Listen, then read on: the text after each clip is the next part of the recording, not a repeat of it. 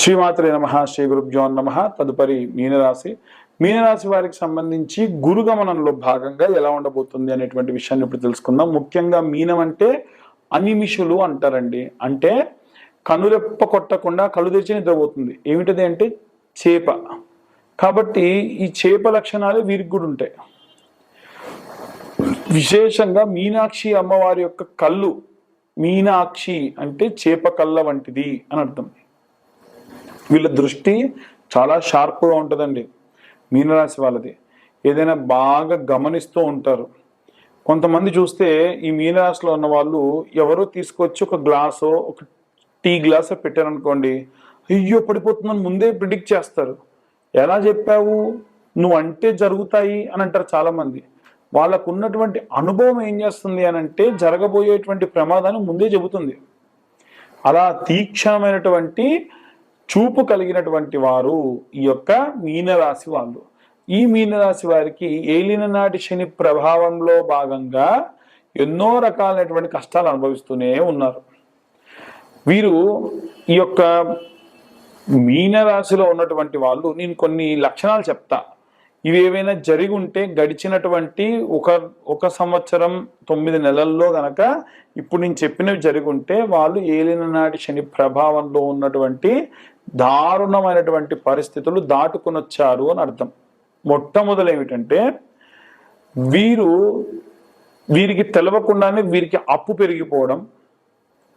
రెండోది ఏమిటి అంటే వీరి మానాన వీరు రోడ్డు మీద వెళ్తుంటే ఎక్కడి నుంచో రాయొచ్చి వీరికి తగిలి గట్టిగా దెబ్బ తగలడం. అనుకోని పరిస్థితుల్లో ఊరికనే కళ్ళు తిరిగి కింద పడి యాక్సిడెంట్ లాంటివి కావడం.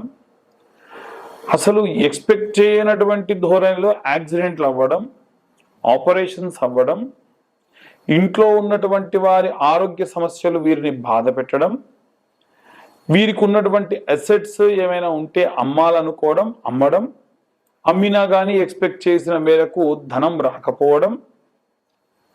ఇంకా చాలా ఉన్నాయండి. ప్రతి 30 సంవత్సరాలకి ఒకసారి 30 నెలల పాటు ఇప్పుడు నేను చెప్పిన సిచ్యువేషన్స్ అన్నీ జరుగుతూనే ఉంటాయి. అది శని మందగమనుడు, శని ఖగవాహనుడు, శని తిలధాన్యభక్ష ప్రియుడు, తైలాభిషేక ప్రియుడు, జ్యేష్ఠాదేవి సమేతుడు, ఛాయాపుత్రుడు. అలాంటి శని అలాగే పీడిస్తాడు. శని మంత్రంలోనే ఉంటుంది. శని అరిష్టేతు సుసంప్రాప్తే శని పూజాంచ కారయేత్ శని ధ్యానం ప్రవక్ష్యామి ప్రాణ పీడోపశాంతయే. ప్రాణాన్ని పీడిస్తాడు. అందరికీ తెలిసిందేమంటే బ్రహ్మదేవుడు తలరాత రాస్తాడు, కానీ శని కర్మ ఫలదాత. బ్రహ్మదేవుడు రాసినటువంటి తలరాతని బట్టి ఆయన కేవలం సిచ్యువేషన్ రాస్తాడు. క్వాలిటీ అండ్ క్వాంటిటీ డిసైడ్ చేసేది శని. ఇప్పుడు బ్రహ్మదేవుడు ఎలా అంటే డబ్బులు రావాలని రాస్తాడు, నాకు ఎన్ని డబ్బులు రావాలో రాయడు. వాక్శుద్ధి రావాలి, అమ్మవారు ఎంతో కొంత వీడి నోటికి వీడికి కాస్త కనికరం ఇవ్వాలి అని అంటారు. నేను చేసేటువంటి పుణ్యఫలాన్ని బట్టి డబ్బు, వాక్శుద్ధి ఇలాంటివన్నీ వస్తాయి. అలాంటివి ఎలా వస్తాయంటే ఇచ్చేవాడు ఎవరంటే శని, ఆయన కర్మఫలదాత. కాబట్టి వీరికి అష్టమంలో ఈ యొక్క మీనరాశి వారికి చూసుకుంటే పంచమంలో గురుగ్రహ సంచారం అద్భుతం, ఎటువంటి సందేహము లేదు. చాలా మంచి సత్ఫలితాలను ఇస్తాడు. ఎంతో కొంత ఏలినాటి శని ప్రభావం యొక్క దుస్థితి దాటుకొని కాస్త మంచి రోజులు వచ్చినట్టుగా భావించవచ్చు. అలాగే షష్టమ స్థానంలో కేతువు, ఇది కూడా మంచి పరిణామమే. ఏదైనా సరే ఫైనాన్షియల్ రిలేటెడ్ ఇష్యూస్లో లాభపడతారు. సప్తమంలో శని, భార్యాభర్తల మధ్యలో మాత్రం గొడవలు కామన్గా ఉంటూనే ఉంటాయి, గిల్లి కజ్జాలు వస్తూనే ఉంటాయి. కొన్ని తారాస్థాయికి కూడా చేరుతాయి. కొంతమంది డైవర్స్ దాకా కూడా వెళ్తారు, మళ్ళీ కలుసుకుంటారు. ఈ యొక్క శుక్రగ్రహ సంచారం అనేటువంటి దాని వలన ఇలాంటి ఇబ్బందులు కలుగుతూ ఉన్నాయి. అష్టమంలో బుధాదిత్య యోగం చాలా మంచిది, కానీ సూర్యుడు వక్రీకరించున్నాడు కాబట్టి ఆ యోగం మీకు వర్తించదు. రాజకీయ నాయకులకు కానీ, సినిమా రంగాల వారికి కానీ, మాస్ మీడియాకు కానీ, పత్రికా విలేకరులకు కానీ అంత మంచిది కాదు. వ్యాపారస్తులకు ఈ నెల 28వ తారీఖు వరకు బాగుంటుంది. తర్వాత నుంచి బుధగ్రహంలో కలిగినటువంటి మార్పుల వలన వ్యాపారం కాస్త సన్నగిల్లవచ్చు.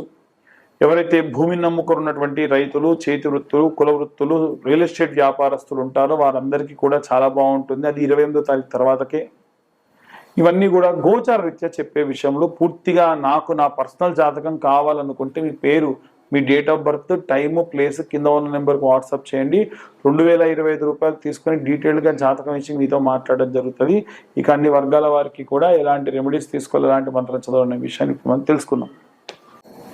ఇప్పటి వరకు మనము గోచార రీత్యా, గ్రహ సంచారాల రీత్యా మన రాశి ఎలా ఉండబోతుందనే విషయం తెలుసుకున్నాం. అందులో భాగంగా ఇప్పుడు మనం ఏ మంత్రం చదివితే మనకు మంచిది. చాలా మంది ఉన్న గ్రహ సంచారాల్లో భాగంగా ఎలాంటి ఇబ్బందులు పడుతున్నారంటే శత్రు భయము,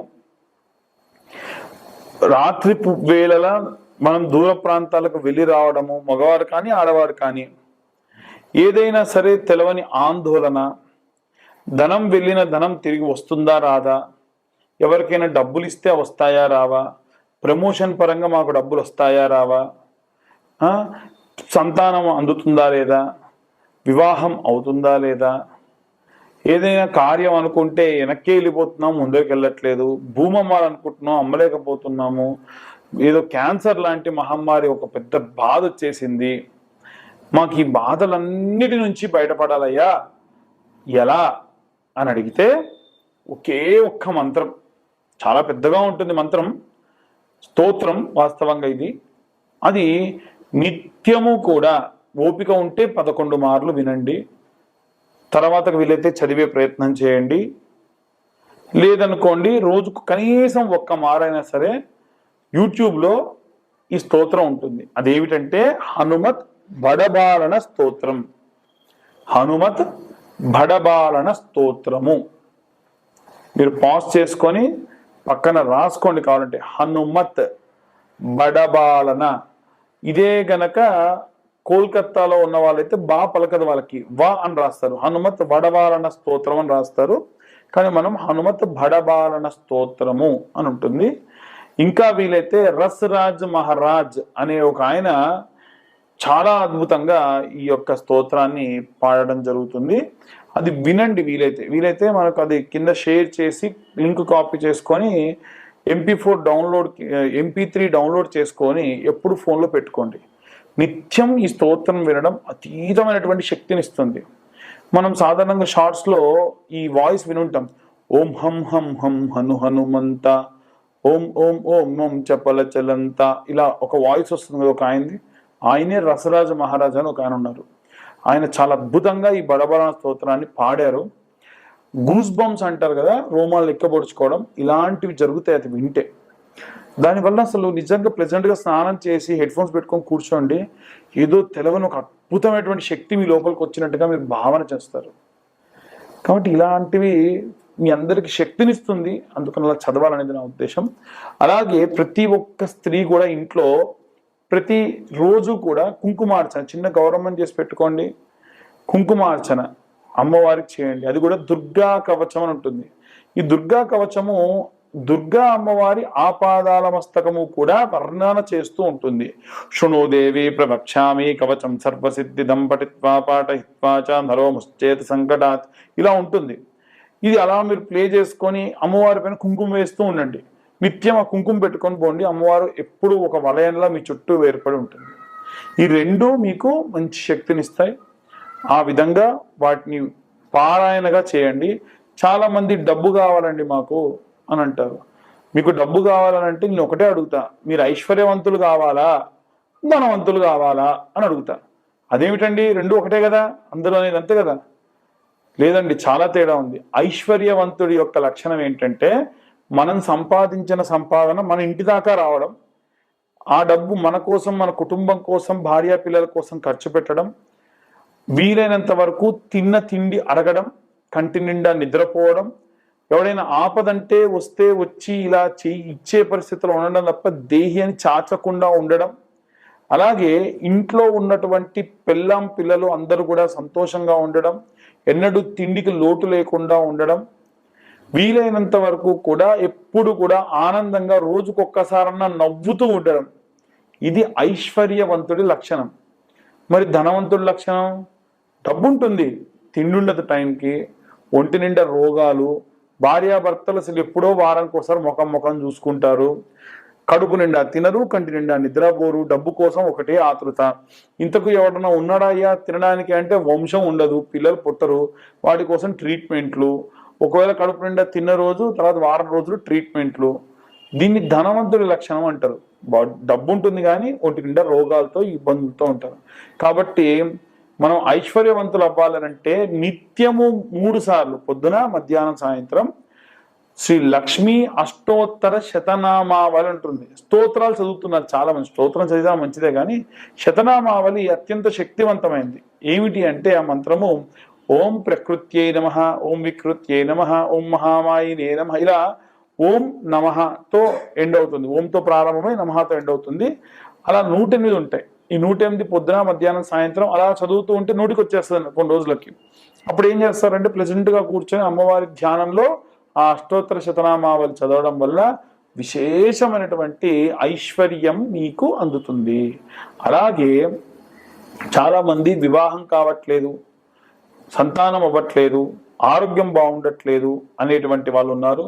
వారందరి కోసము కూడా ప్రతి నెల ఆఖరి మంగళవారం నాడు సర్వాంగ పాశుపతం, ఆరోగ్యం బాలేని వారికి, పెళ్లి కాని అబ్బాయిలకైతే కన్యా పాశుపతం, పెళ్లి కాని అమ్మాయిలకైతే వరపాశుపతం, అలాగే ఆరోగ్యం బాలేని వారి కోసము సర్వాంగ పాశుపతము, అలాగే సంతానం కాని వారి కోసము సంతాన పాశుపతం అనేటువంటి హోమాలు నిర్వహించబడుతుంది.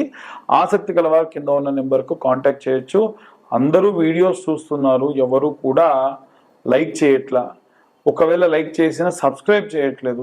మీరు కానీ సబ్స్క్రైబ్ చేస్తే నాబోటి వాళ్ళు ఈ ఛానల్లో చెప్పుకునే వాళ్ళందరికీ కూడా కాస్త ప్రోత్సాహంగా ఉంటుంది. అమ్మ పర్లేదు, నా వీడియోస్ చూసి వీళ్ళు సబ్స్క్రైబ్ చేసుకున్నారు అని నా మీద కూడా నాకు కూడా కొంచెం కాన్ఫిడెన్స్ వస్తుంది. సో కొంచెం నా కాన్ఫిడెన్స్ని ఇంకా బిల్డ్ చేసేదానికి గాను సబ్స్క్రైబ్ చేసుకునే వాళ్ళు సబ్స్క్రైబ్ చేసుకోండి. సర్వే జనా సుఖినో భవంతు. స్వస్తి.